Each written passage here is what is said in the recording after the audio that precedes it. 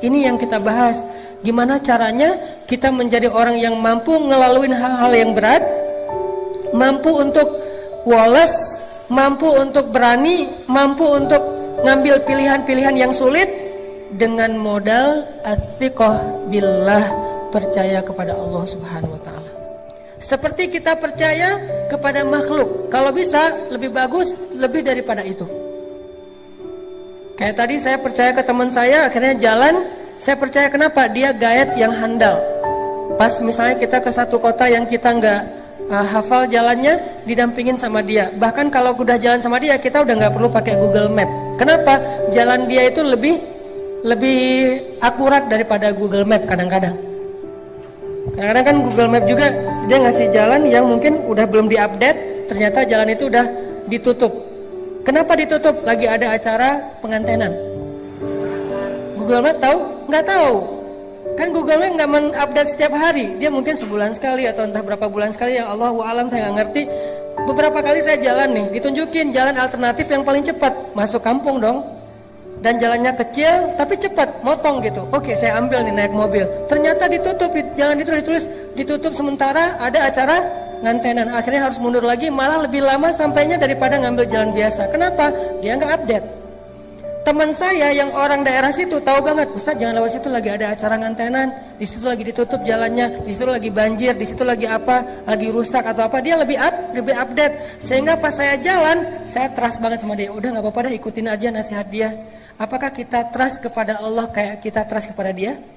Sehingga ketika Allah mengatakan jangan yang ini buat bikin kamu celaka, ini aja jalan yang lurus, ini aja jalan syariat, ini aja jalan yang baik, yang bahagia. Kita memilih jalan yang dipilih oleh Allah karena kita percaya Allah lebih tahu yang mana yang paling baik buat kita. Allah yang lebih update perubahan dinamika dalam kehidupan kita ketimbang diri kita sendiri. Allah lebih update, bukan hanya update, Allah lebih tahu masa depan yang bahkan belum terjadi. Sehingga kita percaya kepada Allah, analoginya kayak kita tadi percaya kepada teman orang lokal situ yang tahu banget jalan yang paling cepat untuk sampai ke lokasi. Ini namanya ats-tsiqah billah. Gimana membangun ini supaya kita bisa ngejalanin hidup lebih mantap? Gimana ngebangun ini biar kita nggak gampang galau? Gimana ngebangun ini kalau kita lagi sedih berat? Salah satu penyebab sedih berat itu misalnya saya pernah nanya kayak kuesioner gitu, apa yang bikin teman-teman paling galau? Salah satu jawabannya, yang bikin kita paling galau, musibah terbesar itu Ustadz diputusin pas lagi sayang-sayangnya. Itu paling galau buat sebagian orang. Ada lagi yang paling galau, kemarin ada yang bilang bikin musibah terbesar dalam hidup saya, Cristiano Ronaldo pindah ke Juventus gitu. Itu musibah paling besar gitu. Ada lagi apa, misalnya macam-macam kan jawaban orang mah. Intinya adalah gimana kalau kita dihadapkan dengan masalah kayak gitu. Kita kayak nggak terima kenyataan. Masa sih Argentina kalah sama Prancis, kan nggak diterima tuh kenyataannya gitu ya. Itu gimana rasanya? Bisakah kita tetap bisa woles? Dan dalam contoh yang lebih rumit mungkin dalam kehidupan kita pribadi, bisakah kita tetap woles? Gimana rasanya? Gimana caranya woles ketika kita di grup, tadi lagi rame nih di grup WA kita nih, kita masuk grup geng SMA misalnya, atau geng SMP atau SD atau TK atau playgroup lah, terserah. Jadi ada geng, grup nih, satu geng, terus kayak ada yang broadcast sesuatu, yang lain pada respon gitu kan, chat rame apa. Kita lihat, oh banyak chat nih, kita masuk. Begitu kita komen, yang tadi rame tiba-tiba senyap. Itu gimana perasaannya? Perasaan tadi lagi heboh gitu, oh, segala macam. Ada yang habis masak terus posting, gua masak ini loh. Yang lain pada mau. Pas kita, waduh pinter masak ya, diem. Sekali kayak gitu. Besok heboh lagi, kita komen, diem lagi. Sampai akhirnya diemnya seminggu, 2 minggu, itu grup sepi. Ternyata apa yang terjadi? Mereka bikin grup baru dan cuman kita doang yang gak dimasukin ke grup itu. Itu gimana perasaan kita? Kan sakit hati banget ya. Itu benar-benar wah kecewa banget lah. Akhirnya kita bukan hanya live group, kita del semua kontak mereka. Cuman satu kontak yang udah di del tapi masih keinget. Gak bisa move on soalnya. Jadi di del dari handphone tapi di dalam benak masih keinget aja. Kenapa? Soalnya dulu saya yang beli kartu prabayarnya. Intinya teman-teman, gimana kita mengkondisikan rasa di hati kita kalau kita lagi diuji kayak gitu. Kalau kita lagi diuji dengan ujian zulzilu, diguncang perasaan kita dengan celaan orang, dengan makian orang, dengan teman-teman yang ngejutekin kita, dengan teman-teman yang ngebully kita, dengan teman-teman yang ngediamin kita di grup dan seterusnya, dengan teman-teman yang tiba-tiba unfollow kita, dengan teman-teman yang tiba-tiba nge-haters kita di komen. Gimana kita ngejalaninya? Satu-satunya yang bikin kita kuat adalah athiqah billah. Udah serahin aja sama Allah. Serahin aja sama Allah. Karena kalau Allah udah turut ikut campur, itu udah luar biasa. Lebih bagus cara Allah daripada cara-cara kita. Ini yang dibangun lewat belajar iman, belajar tajdidul iman, athiqah billah. Coba teman-teman renungkan lagi kisah hijrah Nabi Sallallahu Alaihi Wasallam. Ada yang unik dalam hijrah Nabi itu. Saya kadang-kadang berpikir, kalau baca sejarah sirah itu kan saya suka mencoba mengimajinasikan sirah ya. Gak suka baca sirah sekedar data perang Badar 313 lawan 1000. Nabi lahir tahun ini, kemudian menikah tahun ini, usia sekian. Ini data sejarah, belum menjadi persepsi sejarah. Harusnya sejarah itu membangun persepsi kita, cara berpikir, bukan hanya sekedar wawasan dan data. Cuman adegan biasa. Saya coba memikirkan, kenapa ya Nabi hijrahnya sama Abu Bakar? Ada orang bilang, gak usah tanya, ya udah emang kayak gitu. Bukankah sejarah Rasulullah itu adalah untuk orang-orang yang berpikir? Afala ta'qilun qul siru fil ardi summanzuru. Perhatikan, kenapa Rasulullah SAW hijrahnya dengan Abu Bakar? Kenapa Nabi nggak hijrah bareng dengan Umar aja biar aman? Kan gitu ya. Coba lihat gimana Umar hijrah. Umar sebelum hijrah posting captionnya, ya ahla Makkah, ya ma'syara Quraisy, wahai penduduk Mekah, wahai pemuka Quraisy. Dimention satu-satu, @Abu_Jahal, @Abu_Lahab. Semuanya diposting dimention sama dia satu-satu tuh, banyak banget yang dimention. Abu Jahal, Abu Lahab, Abu Sufyan, pokoknya semuanya dimention. Fa'lamu anni muhajir, ketahuilah saya mau berhijrah. Itu Umar mau hijrah aja posting. Siapa yang pengen istrinya jadi janda, anaknya jadi yatim, tunggu saya di bukit belakang itu. Terus di Sherlock sama Umar, biar nggak kesasar, jelas gitu di mana harus nunggu. Umar dan ada yang berani komen nggak? Nge-like aja doang yang lain. Kalau nggak suka pun diam aja. Nggak ada Abu Jahal, Umar, wah habis lo Umar, Umar misalnya apa? Dia marah-marah, nggak berani. Apalagi mentahzir Umar, nggak ada yang berani. Kenapa? Umar ditakuti di Mekah. Umar itu jawara Mekah, salah satu di antara petarung Mekah yang terkenal. Umar, Khalid, Hamzah. Kalau Nabi pengen hijrahnya aman, harusnya bareng Umar dong. Sehingga ketika Nabi hijrah bareng Umar, Umar langsung instastory, gue lagi bareng dengan Rasulullah nih, pengen hijrah ke Madinah. Ada yang berani nunggu gue di jalan? Nggak ada yang berani kan? Kan aman hijrah Nabi, kenapa nggak bareng Umar aja? Itu pertanyaan saya. Wah, kenapa nggak dengan Umar ya? Kalau kayak gitu kan Umar aman banget, hijrahnya serombongan, nggak ada yang berani nungguin, semuanya mulus jalannya. Kenapa nggak dengan Umar?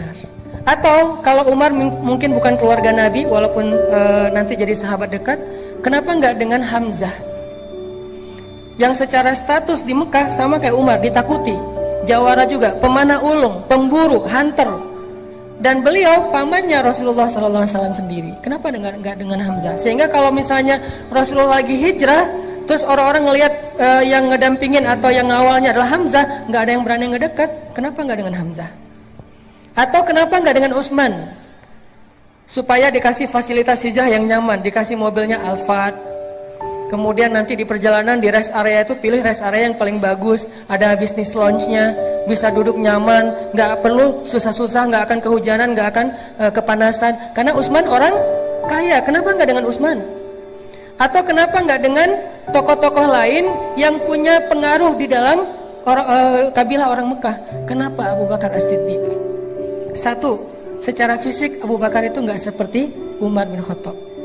Beliau nggak lemah, karena kalau dibandingkan kita, Abu Bakar lebih tangguh. Soalnya Abu Bakar gitu-gitu mujahid. Tapi di antara orang Mekah, beliau tidak dikenal sebagai petarung. Kenapa Abu Bakar yang dikenal sebagai orang yang paling lembut? Kenapa Abu Bakar yang hartanya udah habis, Iya, Abu Bakar itu pernah jadi orang kaya, tapi sekarang lagi jatuh miskin sejak membantu dakwah Nabi, terutama habis diboikot selama 3 tahun. Kenapa Abu Bakar yang secara kabilah beliau berasal dari suku Taim. Suku Taim itu salah satu suku yang paling lemah di Mekah. Sementara Umar, Utsman, yang lain-lain itu suku-suku yang kuat di Mekah. Kenapa Abu Bakar? Supaya Rasulullah SAW mengajarkan kepada kita tentang athiqah billah, bukan athiqah bi Umar, bukan athiqah bi Khalid, bukan athiqah bi Hamzah, bukan athiqah bi Utsman, bukan athiqah bi Abdurrahman bin Auf, tapi athiqah billah.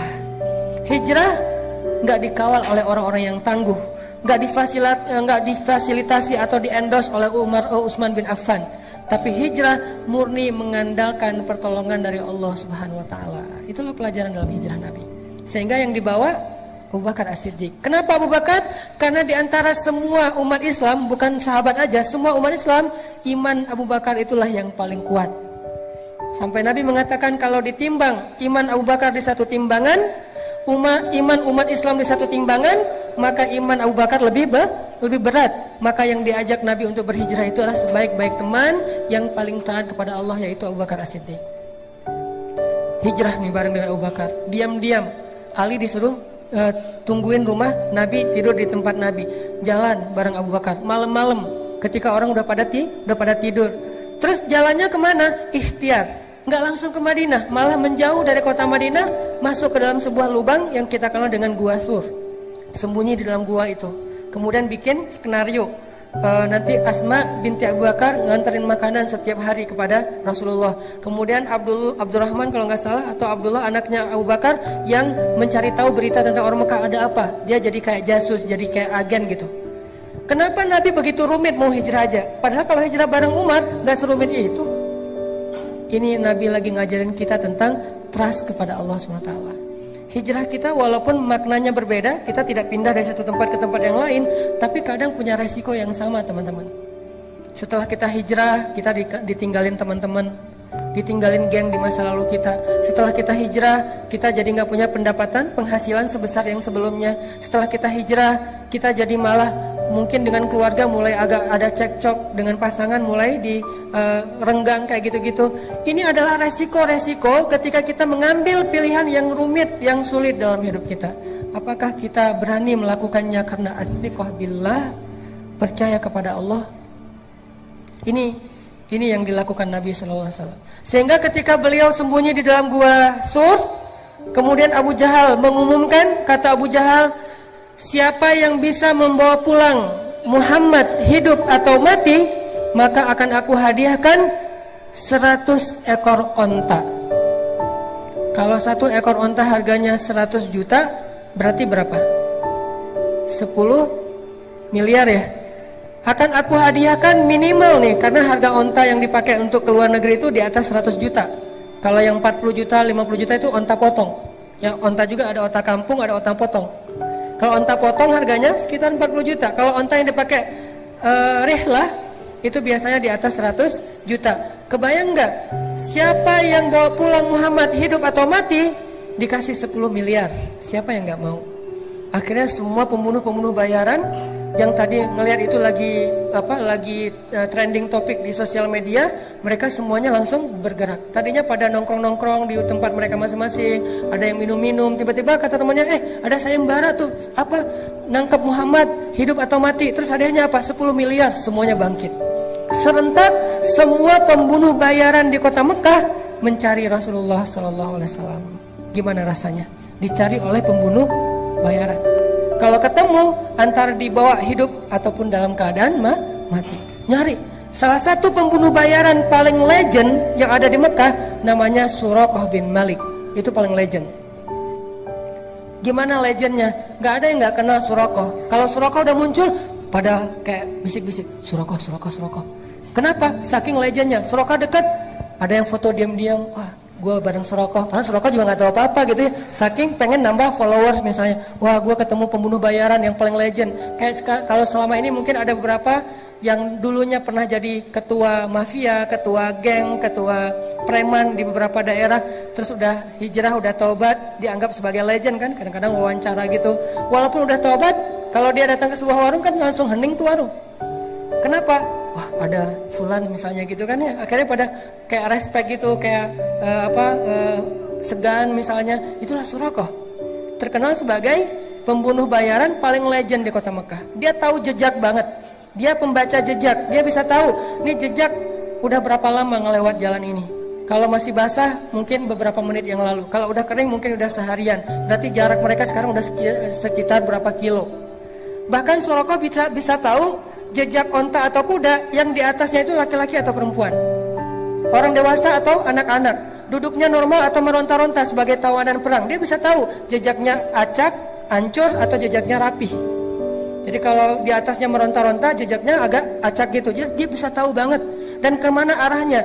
Sehingga kalau Suraqah udah keluar dari sarangnya, sulit untuk selamat dari pengejaran Suraqah. Itu sama lebih dahsyat daripada mungkin anjing pelacak atau siapa yang jago-jago kayak gitu. Ini Suraqah. Wah, Suraqah, heboh kota Mekah. Suraqah mencari Muhammad. Jadi trending topik di Twitter semuanya ngomongin Suraqah nyari Muhammad, Suraqah nyari Muhammad. Semua orang heboh, viral di mana-mana. Akhirnya Nabi dengan Abu Bakar sembunyi di dalam Gua Thur. Beneran, ternyata Suraqah akhirnya datang ke Gua Thur, berdiri bersama sekelompok para pemburu tepat di mulut gua, dan Nabi ada di bawah kaki mereka. Kalau mereka ngelihat ke bawah kakinya sedikit aja, udah ketahuan tuh Nabi dengan Abu Bakar di dalamnya. Waktu itu Abu Bakar galau. Gimana pun Abu Bakar soleh, beriman, orang yang siddiq, tapi beliau manusia. Sedikit-sedikit kadang-kadang muncul sifat manusianya galau.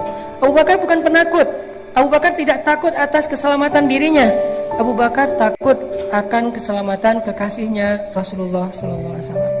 Sehingga Abu Bakar bilang, ya Rasulullah, gimana ini? Kalau nanti mereka ngelihat ke bawah kaki mereka, kita ketahuan, nanti Rasulullah ditangkap. Sementara mereka ada ratusan orang, semuanya senjata lengkap, dan itu pemburu bayaran.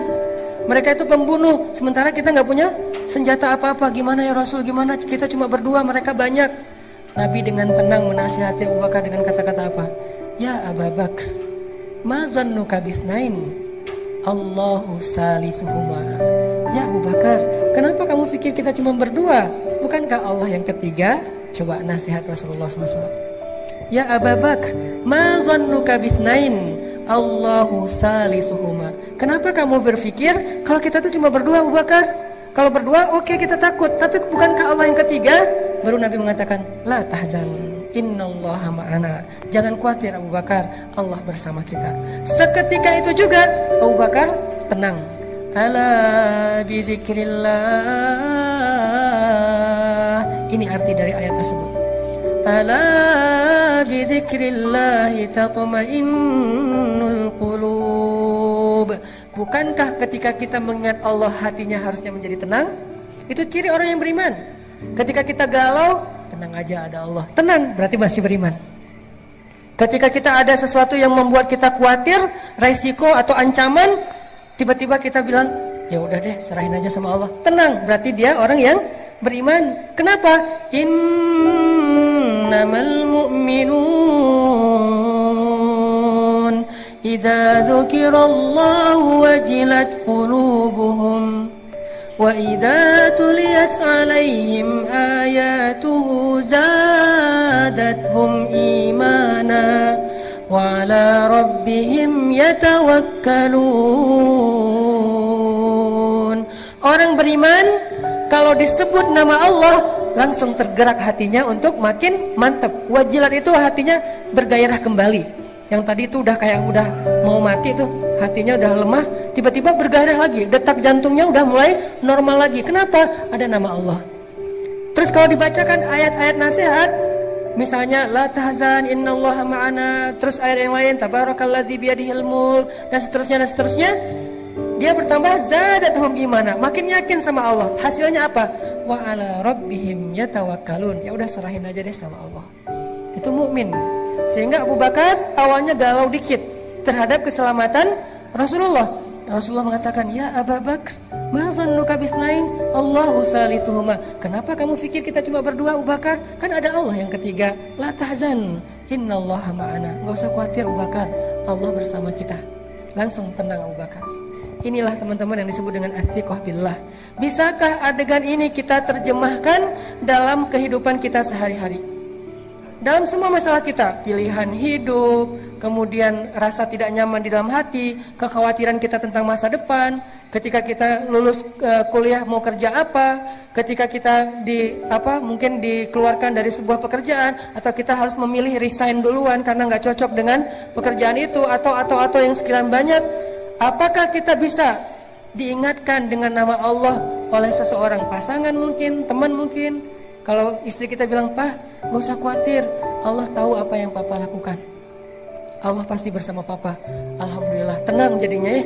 Teman kita bilang, "Udah tenang aja bro, serahin aja sama Allah." Alhamdulillah, saya serahin aja sama Allah. Itulah mukmin, dan itulah orang yang nanti di akhirat akan termasuk di antara 70.000 orang di antara hamba Allah yang masuk surga bighairi hisab wala azab. Masuk surga tanpa ada sidang, tanpa ada siksaan, langsung masuk surga. Manhum ya Rasulullah? Siapa mereka ya Rasulullah? Salah satunya selain orang-orang yang la yatatayyarun wala yaskun wala yastarkun wala yarkun dan seterusnya, yang terakhir apa? Wa ala rabbihim yatawakkalun. Orang yang selalu berserah kepada Allah SWT. Athiqah, percaya sama Allah. Bisa nggak teman-teman kita kayak gitu dalam hidup kita? Seberapa kuat percaya kita sama Allah? Cara ngukurnya gini. Kalau saya ambil benda kayak gini nih, dalam keadaan normal, ini buah salak, saya lempar ke atas, ada nggak teman-teman yang masih berpikir buah ini nggak akan jatuh ke bawah? Kalau saya lepaskan ini, kira-kira ada yang berpikir nggak akan jatuh Ustaz, saya ragu itu bisa jatuh. Ada? Ada yang meragukan bahwa ini akan jatuh ke bawah? Tidak kan? Semua kita yakin yang namanya benda kalau kita lempar ke atas pasti jatuh ke bawah. Seberapa besar yakin kita terhadap benda itu pasti jatuh ke bawah? 90%? 100%? Sekarang coba bandingkan dengan yakin kita kepada Allah. Harusnya yakin kita kepada pertolongan Allah seyakin kita kepada benda yang kalau dilempar pasti jatuh ke bawah. Gak mungkin gak? Kalau bisa lebih dari itu lebih keren. Segitu aja tuh udah keren. Bisa nggak kita segitu yakinnya sama Allah? Tenang aja udah, kalau sama Allah beres. Kalau sama Allah gampang. Kalau sama Allah pasti bagus. Kalau sama Allah itu pasti ada jalan keluar. Kalau sama Allah itu pasti bahagia. Kalau sama Allah itu yakin. Saya yakin benda yang kalau kita lempar ke atas pasti jatuh ke bawah. Tidak ada satu ruang dan celah pun untuk ragu. Itu baru athiqah billah. Kalau kita udah ada di tahapan itu, kita akan melihat banyak sekali keajaiban-keajaiban Allah terjadi dalam hidup kita. Sampai ke tingkat seperti itu. Nanti kalau udah sampai di situ, baru kita latih lebih dari itu. Sehingga para sahabat radhiyallahu anhum, kalau Nabi nanya sesuatu kepada mereka, jawaban mereka selalu Allahu wa rasuluhu a'lam. Ada onta, misalnya Nabi nanya, itu onta berapa kakinya? Mereka ngelihat dengan matanya, kaki onta ada 4, tapi jawaban mereka apa? Allah dan Rasul lebih tahu berapa kaki onta. Kalau Nabi bilang 5, sadaqallahu wa rasuluh, benarlah Allah, benarlah Rasul. Kenapa? Saking yakinnya kepada Allah dan Rasul. Ini namanya athiqah. Dan athiqah inilah yang selalu menjadi modal kemenangan, kesuksesan, kebahagiaan, dan keberuntungan orang-orang yang beriman dalam banyak kesulitan. Dan salah satu kesulitan yang paling rumit itu adalah perang Badar yang direkam oleh Allah di dalam surat Al-Anfal. Sehingga surat Al-Anfal dikenal juga dengan nama Suratul Badar, surat perang Badar. Surat perang Badar. Sebelum Allah Subhanahu wa taala memberi kejutan-kejutan kemenangan dalam perang Badar, Allah pengen nguji dulu athiqahnya para sahabat kepada Allah. Coba teman-teman buka deh surat Al-Anfal, biar kita nanti bisa ulang-ulang di dalam bacaan kita atau di rumah, bahwa surat ini adalah surat ngajarin kita tentang akidah challenge. Ini salah satu contoh akidah challenge di surat Al-Anfal. Coba lihat ayat 7. Coba lihat ayat 7. Surat Al-Anfal. Surat Al-Anfal itu surat ke-8 ayat 7. Ini akidah challenge nih di ayat 7. Ketika para sahabat dikasih pilihan sama Allah. Apa kata Allah? Wa idh ya'idukumullahu ihda الطائفتين أنها لكم وتودون أن غير ذات الشوكة تكون لكم ويريد الله أن يحق الحق بكلماته ويقطع دابر الكافرين. Ini akidah challenge. Apa artinya? Dan ingatlah kisah ketika Allah menjanjikan kepada kalian salah satu dari dua golongan yang akan kalian hadapi adalah bagian kalian. Sedangkan kalian menginginkan bahwa golongan yang tidak memiliki kekuatan senjatalah yang menjadi bagian kalian. Tetapi Allah ingin membenarkan yang benar dengan ayat-ayatnya dan memusnahkan orang-orang yang kufur sampai ke akar-akarnya. Apa yang terjadi? Coba nanti baca lagi sirah Perang Badar secara utuh dari awal sampai akhir. Kan skenario awal dari Perang Badar itu apa teman-teman? Karavan dagang Abu Sufyan baru pulang dari Syam, ngelewatin jalur dekat kota Madinah. Apa yang dibawa oleh karavan dagang ini? Karavan dagang ini membawa hasil jualan harta orang-orang muhajirin yang diambil alih, dirampas oleh orang Quraisy termasuk Abu Sufyan sebelum Abu Sufyan masuk Islam. Jadi ketika kaum muhajirin hijrah ke Madinah, pasar mereka, ternak mereka, kebun mereka, rumah mereka, aset mereka dijarah, diambil alih oleh orang-orang Mekah, orang-orang Quraisy seperti Abu Jahal dan yang lainnya, lalu dijual ke Syam. Nah sekarang pulang dari Syam membawa hasil keuntungan dari rampasan itu, sehingga Nabi SAW mengajak orang-orang muhajirin, ayo kita ambil kembali harta kita. Itu skenario awalnya. Ayo kita cegat karavan dagangnya Abu Sufyan dan kita rampas kembali harta milik kita. Sahabat semangat, siap ya Rasulullah, Allah Akbar, semangat gitu. Kenapa? Karena yang akan mereka hadapi itu karavan dagang, bukan tentara, bukan prajurit. Mudah untuk mengalahkannya dan keuntungannya besar kalau kita menang. Ternyata Abu Sufyan juga punya mata-mata. Langsung dia tahu informasi Nabi akan cegat, dia ngasih tahu ke Abu Sufyan. Abu Sufyan ngirim orang cepat untuk menghubungi Abu Jahal. Kalau dulu kan gak bisa telepon-teleponan ya, akhirnya ngirim orang. Abu Jahal datang untuk mengawal karavan dagang. Dengan apa? Dengan satu pasukan yang isinya adalah pembunuh bayaran. Yang isinya sebagiannya adalah pembunuh bayaran, sisanya petarung-petarung hebat, termasuk senior-senior ada di dalamnya. Pasukan yang jumlahnya 1000 orang kurang lebih. Sekarang ada dua target. Satu karavan dagang yang mudah dilumpuhkan dan untungnya besar. Satu lagi pasukan perang yang sulit dikalahkan dan untungnya kecil. Apa yang mau diambil dari pasukan perang? Paling ghanimahnya ya gitu-gitu aja, pedang, perisai, onta. Kalau ini emas, sutra, segala macam kan ya.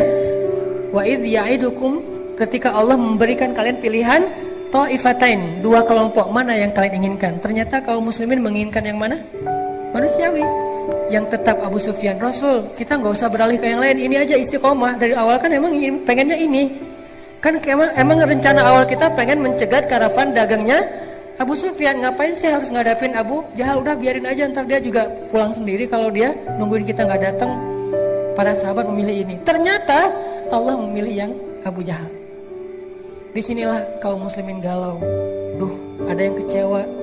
Coba baca ayat sebelumnya, gimana bentuk kegalauan mereka. Ayat 5. Kama akhrajaka rabbuka min baitika bil haqq wa inna fariqam minal mu'minina lakarihun. Apa kata-kata terakhirnya? Lakarihun, benar-benar gak suka. Itu perasaan Ahlu Badar, itu perasaan kaum muslimin, dan itu bukan orang Islam biasa loh. Awalun, as-sabiqun al-awwalun minal muhajirin, itu awalunnya muhajirin. Lebih dahsyat daripada awalunnya ansor, dan kedua-duanya keren. Was-sabiqun al-awwalun minal muhajirin wal ansar. Allah memuji mereka di banyak ayat. Kuntum khaira ummatin ukhrijat linnas. Khairun nas qarni. Allah memuji, Rasulullah memuji mereka kan? Ternyata sempat galau juga. Itulah manusia. Lakarihun, mereka gak suka dengan pilihan ini. Berat sekali. Kari itu artinya benci. Cuman terjemahannya kalau benci agak kurang pas nih. Minimal mereka nggak suka. Aduh kok jadi kayak gini ya? Kok jadi kayak gini ya? Terus ayatnya apa? Yujadilunaka fil haq. Mereka mendebat kamu dalam hal yang benar. Masih ada yang protes. Rasul, bener ini ya Rasul pilihan kita. Rasul kok kita jadi kayak gini? Rasul kok kita nggak seperti yang kemarin? Rasul kok kita udah berubah? Ini adalah reaksi-reaksi para sahabat ketika Allah kasih pilihan yang lain, bukan pilihan yang pertama. Yujadilunak, mujadalah itu artinya berdebat. Yujadilunaka fil haqqi ba'dama tabayyan ka'annama yusaquna ilal mauti wa hum yanzurun. Gimana rasa enggan mereka? Mereka protes kepada Nabi, kemudian seolah-olah mereka seperti orang yang dihalau kepada kematian dan mereka melihat malaikat kematian itu atau malaikat maut. Ini kan sebuah gambaran ya, gimana beratnya kaum muslimin terhadap pilihan ini. Kayak orang dibawa ke satu tempat mau dieksekusi mati, dan mereka melihat tiang gantungan, melihat algojo yang dengan parang yang tajam, seolah-olah mereka mau dibawa ke sebuah tempat eksekusi mati. Begitu enggannya mereka datang terhadap pilihan Allah Subhanahu wa taala. Akhirnya Nabi mengumpulkan mereka semuanya, ahlu Badar. Nabi menasihati mereka, Nabi membacakan ayat ini kepada mereka. Akhirnya mereka baru sadar, lalu sami'na wa ata'na. Kami ikut pilihan Allah dan Rasul. Ini maksud dari innamal mu'minun idza dzukirallah wajilat qulubuhum. Tadi mereka galau, lalu diingatkan dengan nama Allah, wahai kaum muslimin, ini pilihan Allah, taatlah sama Allah, ambil aja pilihan Allah walaupun berat. Wajilat qulubuhum, hati mereka tiba-tiba menjadi bergairah. Wa idza tuliyat alaihim ayatu zadatuhum imana, bertambah iman mereka. Wa ala rabbihim yatawakkalun, akhirnya mereka berserah kepada Allah. Ya udah kami ikuti cara Allah, sami'na wa ata'na. Hasbunallah wa ni'mal wakil. La haula wa la quwata illa billah. Itu yang terjadi kepada ahlu Badar. Allah mau nguji dulu, mereka sikoh enggak sih sama Allah? Buat apa sih Allah ngetes kayak gitu? Karena Allah pengen ngelihat siapa yang benar-benar yakin kepada Allah, siapa yang ragu-ragu. Kalau ragu-ragu, Allah nggak akan tunjukkan keajaiban kepada mereka. Kenapa perang Badar banyak keajaiban? Karena perang Badar diikuti oleh orang-orang yang sudah teruji sikohnya kepada Allah Subhanahu wa taala. Udah teruji, walaupun galau lagi, terus balik lagi. Galau lagi itu manusiawi. Dia imannya Yazid wa Yankus. Ketika Yazid mantap, ya tawakkalun. Ketika Yankus mempertanyakan, yujadilun. Kenapa gini, kenapa gini, kenapa gini. Tapi cepat recovery-nya, balik lagi. Itulah kita. Udah mantap nih, saya akan hijrah. Pas udah hijrah, kenapa setelah hijrah hidup jadi gini-gini amat ya? Galau kan? Diingatin lagi, memang kayak gitu. Bukan kita doang yang ngerasain, orang sebelum kita yang lebih soleh ngerasain juga. Oh gitu, ya udah mantap lagi. Besok ada ujian, tapi kok nggak selesai-selesai ya ujiannya. Terus diingatin lagi, kuat lagi. Gitu aja terus iman kita teman-teman. Yazidu wayangkus, zail, tergelincir, balik lagi, tergelincir, balik lagi. Hati kita yuqallibu dzatal yamin wa dzatal shimal. Dia kadang-kadang ke kanan, kadang-kadang ke kiri. Itulah butuhnya tajdidul iman sepanjang perjalanan hidup atau sepanjang perjalanan proses hijrah. Harus diperbaharui. Salah satu cara memperbaharui iman, duduk dalam majelis-majelis nasihat dari ulama. Kita nggak harus hafal apa yang disampaikan ustaz. Kita nggak harus hafal ayat-ayatnya, hadis-hadisnya. Minimal tambah iman, liyazdadu imanan ma'a imanihim. Setelah kita mendengarkan nasihat itu, baru nanti mantap lagi nih. Sahabat juga galau, sekelas muhajirin awalun aja galau. Akhirnya berangkat. Sekarang pasukannya dialihkan ke arah Abu Jahal. Jalan terus sampai di sebuah area namanya daerah Badar. Orang-orang kafir Quraisy dapat spot yang ada mata airnya. Orang Islam dapat spot yang gak ada mata airnya. Mulai agak khawatir, nih airnya irit nih, jadi jangan boros-boros ya, airnya cuma sedikit. Malamnya ternyata mereka banyak yang gak bisa tidur.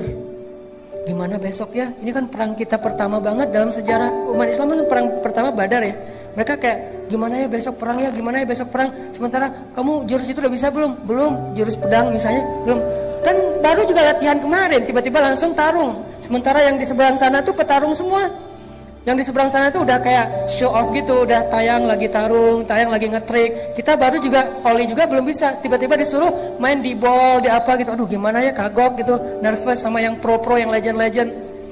Begitulah para sahabat. Orang-orang yang muslimin ini amatiran sebagian besarnya. Cuma beberapa orang juga yang tokoh kayak Hamzah, Umar, oke, mereka legend. Tapi sisanya amatiran, orang-orang biasa, bukan petarung. Di sana itu pro semua itu. Ikrimah, Abu Jahal itu kan pro semua ya, pro perang. Orang-orang yang jago dalam berperang. Galau malam itu nggak bisa tidur. Akhirnya kata Allah apa? Allah utus rasa ngantuk kepada kaum muslimin.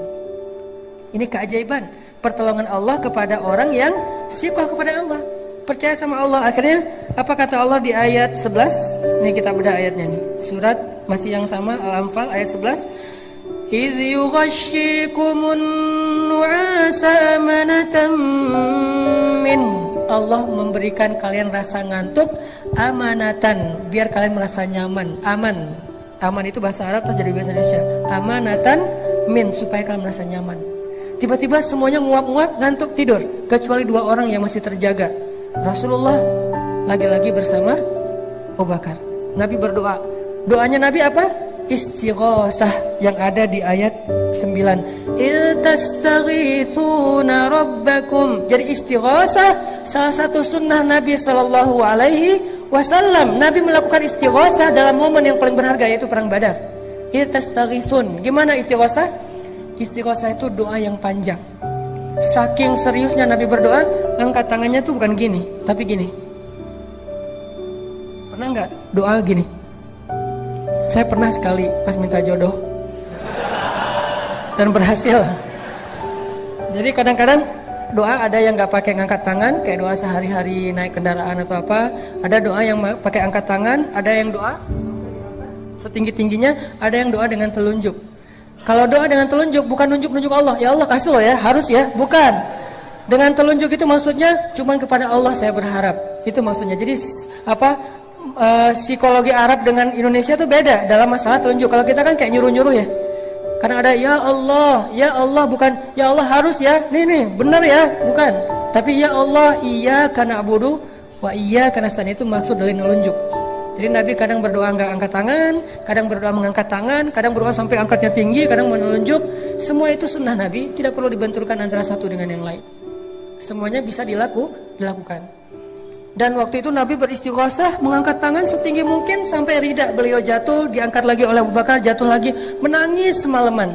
Sementara sahabat semuanya tertidur pulas gara-gara Allah menenangkan mereka dengan ngantuk.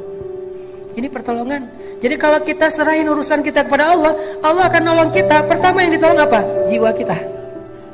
Ketika kita punya masalah, yang akan pertama Allah lakukan bukan diselesaikan masalah kita, tapi dikuatkan hati kita. Itu kalau kita percaya sama Allah. Sehingga orang di luar yang gak paham, ngelihat, dia udah capek berdoa, masalahnya masih gitu-gitu aja, gak selesai, dia gak tahu. Kalau dia ngadapin masalah itu, mungkin dia udah KO dari awal. Tapi kenapa orang ini kuat? Karena Allah kuatkan hatinya. Itulah pertolongan Allah yang pertama. Jadi bisa dibilang UGD-nya. Jadi penanganan pertamanya ketika dimasukin ke UGD itu, kalau kita langsung diinfus, langsung kayak jantungnya atau diapain gitu, penanganan awal, itulah yang dilakukan Allah ketika kita dalam keadaan darurat. Yang pertama ditolong itu adalah jantung kita. Gimana menolong jantung? Dikuatkan hati kita dalam menghadapi masalah itu. Bukan segera masalahnya selesai. Karena kayak kita sakit juga nggak langsung sembuh pas datang ke UGD sembuh, enggak.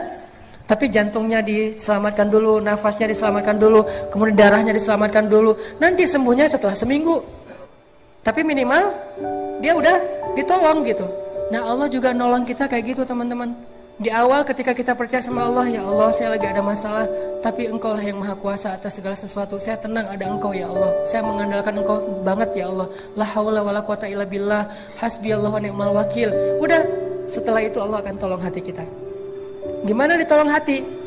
Kalau dalam konteks surat Badar, mereka tertidur semuanya, tenang hatinya. Kita juga bisa gitu kadang-kadang. Kenapa ya akhir-akhir ini saya gampang ngantuk? Soalnya habis diputusin. Jadi gampang ngantuk, itu cara Allah. Soalnya habis lagi banyak utang, jadi tidur aja kerjaannya. Soalnya misalnya lagi banyak yang ngebully, akhirnya dia gampang tidurnya nyenyak. Malah makin dibully makin nyenyak tidurnya. Kenapa? Sebelum tidur minum Neozep misalnya. Yang jelas tidur kadang adalah solusi dari Allah untuk hamba-hambanya, sehingga dia dibikin tenang. Salah satu yang dikasih solusi tidur siapa? Ashabul Kahfi. Allah tidurkan mereka. Ternyata yang ditidurkan tuh bukan cuma Ashabul Kahfi, Ahlu Badar juga ditidurkan oleh Allah. Ini ayatnya. Idh yughashshikumun nu'asa amanatan min. Cuman tidurnya nggak sampai 300 tahun. Tapi pesan moralnya sama, tidur yang membuat mereka nyaman, amanatan, menjadi tenang mereka. Selesai sudah masalahnya? Belum. Setan juga nggak nyerah teman-teman. Habis itu setan datang dalam mimpi mereka. Jadi tadi setan nggak bisa yuwaswis ketika mereka sadar karena Allah bikin mereka ngantuk. Sekarang setan yuwaswis ketika mereka tidur. Masuk dalam mimpi mereka satu-satu setan. Kan setan itu ya jeri majrad dam kan? Dia ngalir dalam aliran darah manusia. Dia bikin mimpi sahabat tuh jadi mimpi basah. Maaf. Akhirnya sebagian besar sahabat malam itu saking nyenyaknya tidur bangun-bangun dalam keadaan janabah junub. Mimpi basah. Siapa yang ngerjain itu? Setan. Kok usah nyalahin setan? Emang salah? Salahnya apa? Siapa suruh jadi setan? Satu-satunya suuzon yang berpahala adalah suuzon kepada setan. Dan satu-satunya husnuzon yang berdosa adalah husnuzon kepada setan. Ustaz jangan salahin setan, kasihan. Setan gak ada apa-apa kok. Enggak, itu husnuzon kepada setan gak boleh. Harus suuzon. Kayak Yusha, muridnya Musa, ketika jalan touring bareng dengan Musa mau nyari guru kan, Khidir. Terus tiba-tiba di tengah jalan ikan yang dipegang sama Yusha berenang lagi padahal udah mati. Terus Yusha lupa nyeritain itu ke Musa. Jalan pas udah lapar, Musa bilang mana ikan kita? Aduh saya lupa. Apa kata-kata Yusha di dalam ayat itu? Wa ma ansanihu illa asyaitanu an adzkurah. Tidak ada yang membuat saya lupa akan peristiwa itu kecuali setan tuh, kata Yusha. Apakah Musa bilang, kok kamu nyalahin setan sih, nyari kambing hitam deh? Enggak kan? Kenapa? Karena setan emang untuk disalahin. Jadi ketika ada dua orang teman sahabat, cowok cewek dan bukan mahram ya, mereka salah satunya misalnya si cowoknya nelfon, aku anterin ya, jangan deh, aku tunggu jemputan aja, tapi lama nggak apa, aku anterin kok, kamu nggak percaya sama aku. Bukan nggak percaya sama dia, nggak percaya sama setan. Jadi kalau kita menjaga hubungan kita jarak dengan lawan jenis, walaupun dia sahabat karib kita, ipar kita, sepupu kita bukan nggak percaya sama dia, kita percaya banget sama dia, tapi kita nggak percaya sama setan. Itu analogi berpikirnya.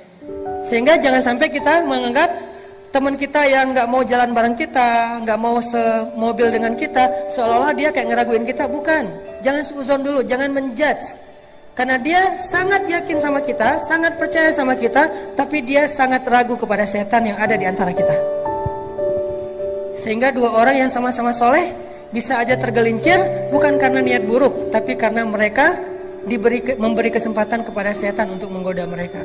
Akhirnya setan datang, sahabat pada mimpi basah, janabah, pas bangkit dari tidurnya mereka harus mandi junub. Sementara air kurang. Ini gimana nih, kita harus mandi junub tapi nggak ada air. Mulai galau yang kedua nih, galau yang ketiga. 3 kali galau. Gimana kita akan berperang? Katanya ini perang suci tapi kita kotor. Katanya kita akan menghadapi musuh sementara kita juga najis. Gimana ini? Galau berat. Akhirnya Allah turunkan apa teman-teman? Hujan. Luar biasa ya cara Allah nolong. Coba lihat ayatnya. Masih ayat 11. Wa yunazzilu 'alaikum minas samaa'i ma'an liyutahhirakum bih wa yudhhib 'ankum rijzasy syaitan.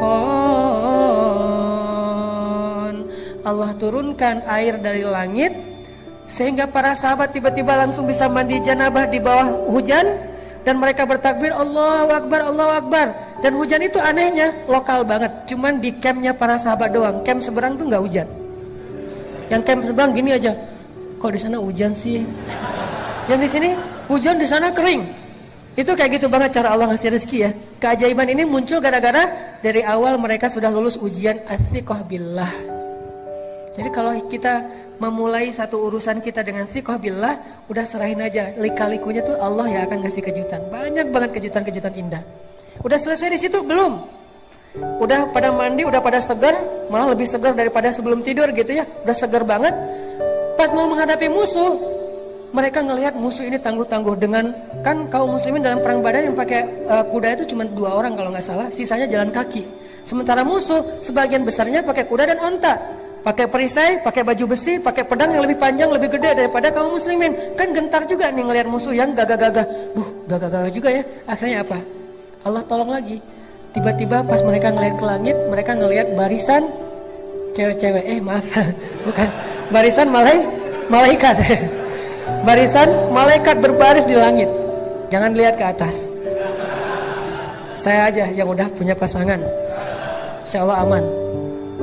Ntar gak dibukain pintu.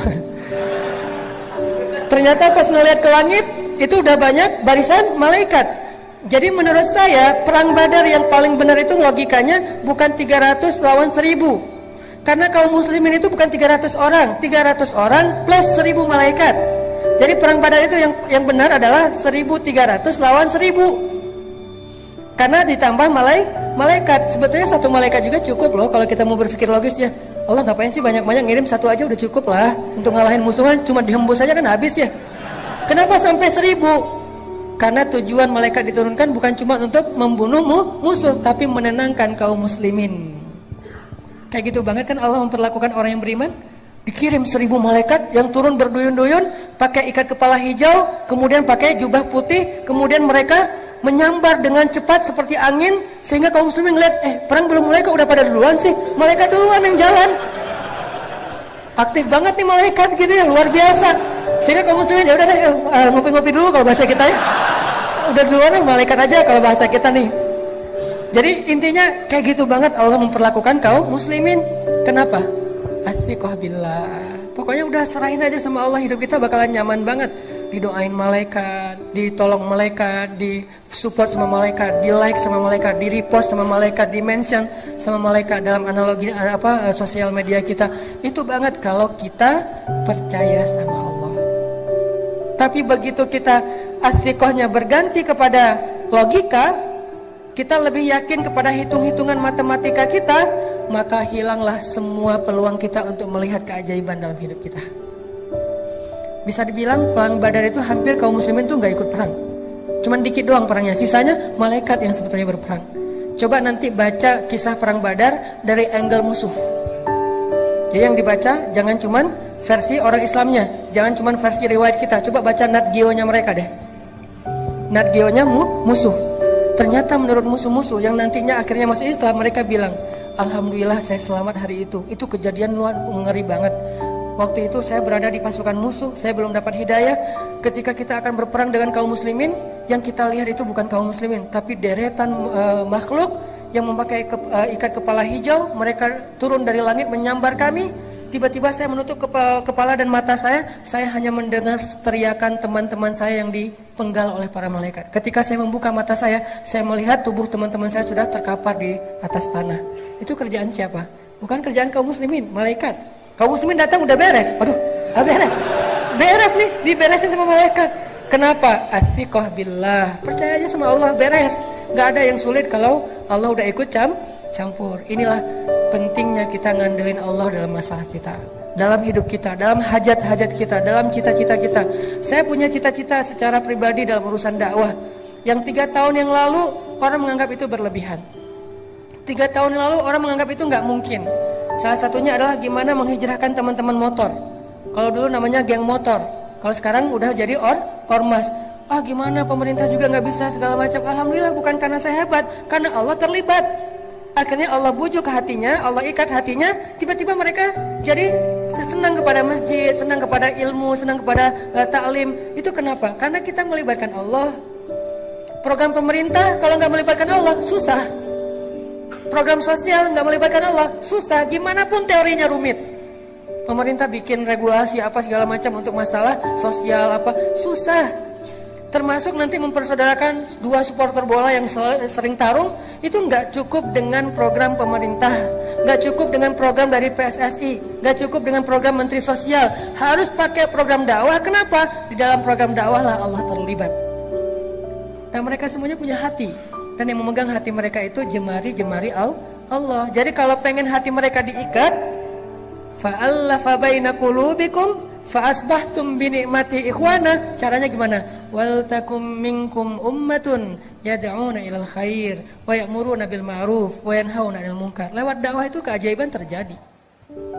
Jadi saya percaya banget nih, antara beberapa supporter bola di Indonesia yang selama ini mungkin sering ada masalah, bisa diikat hati mereka, bahkan jadi ikhwana, bersaudara dengan media dakwah. Kenapa? Di dalam media dakwah itu Allah terlibat untuk menggenggam hati hamba-hambanya. Buktinya, berapa ratus tahun orang-orang Aus dengan Khazraj berperang di Madinah. Tiba-tiba datang Nabi, dengan izin Allah mereka menjadi Ansor. Gimana antara Muhajirin dan Ansor yang gak saling kenal tiba-tiba menjadi lebih erat daripada saudara kandung? Siapa yang bekerja di balik ini semuanya? Allah Subhanahu wa Ta'ala. Ternyata banyak hal yang gak mungkin terjadi, mungkin banget buat Allah.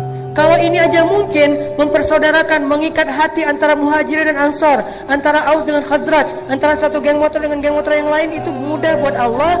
Apalagi sekedar mengikat hati kita dengan Dia.